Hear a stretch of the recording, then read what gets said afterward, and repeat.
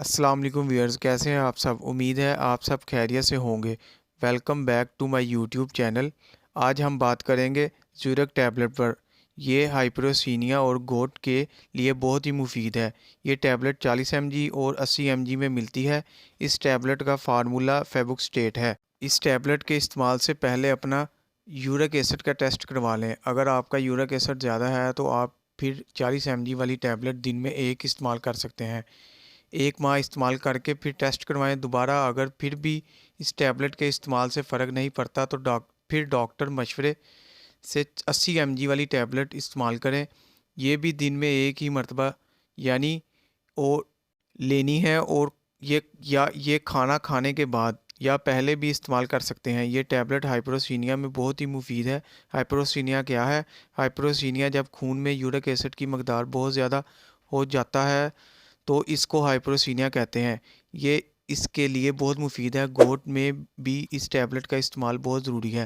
گوٹ اس طرح کی بیماری ہے جب یورک ایسڈ زیادہ جمع ہو جاتا ہے تو وہ ہماری جوڑوں میں انفلمیشن پیدا کر دیتا ہے، سوزش پیدا کر دیتی ہے، جس کی وجہ سے ہمارے جوڑوں میں درد پیدا ہوتا ہے، اور یہ بیماری اکثر پاؤں کے انگوٹھوں سے شروع ہوتی ہے۔ اسی طرح جو یورک ایسڈ ہمارے گردوں میں جمع ہو جاتا ہے تو وہ وہاں جمع ہو کر گردوں میں پتھری بناتا ہے۔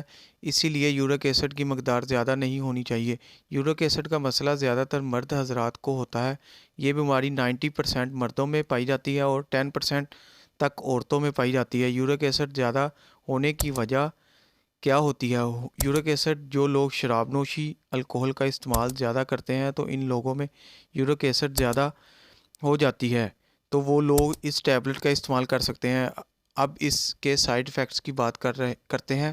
اس میڈیسن کے استعمال سے آپ کو نیوٹروپینیا ہو سکتا ہے۔ یہ کیا ہے؟ ہمارے جسم میں جو وائٹ بلڈ سیلز ہوتے ہیں ان کی مقدار کم ہونا شروع ہو جاتی ہے، جس سے پتہ لگتا ہے کہ آپ کی باڈی میں انفیکشن ہے۔ اس ٹیبلٹ کے استعمال سے ہارٹ بیٹ ان ریگولر ہو جاتی ہے اور سر میں درد ہو سکتا ہے، چکر آ سکتے ہیں، الٹیاں آ سکتی ہیں، ڈائریا ہو سکتا ہے، قبض کی بھی شکایت ہو سکتی ہے اور منہ بھی خشک رہ سکتا ہے۔ اب بات کرتے ہیں کن لوگوں کو اس کا استعمال نہیں کرنا چاہیے۔ وہ لوگ کو جگر کا مسئلہ ہو وہ اس ٹیبلٹ کا استعمال نہ کریں۔ جو دل کے مریض ہیں وہ بھی اس کو استعمال نہ کریں۔ گردے کے امراض والے بھی اس کا استعمال نہ کریں، اور جو حاملہ خواتین ہیں وہ بھی اس کا استعمال نہ کریں۔ دودھ پلاتی مائیں بھی اس کا استعمال نہ کریں۔ امید ہے آج کی ویڈیو آپ کو اچھی لگی ہوگی۔ نیکسٹ ویڈیو تک کے لیے اللہ حافظ، شکریہ۔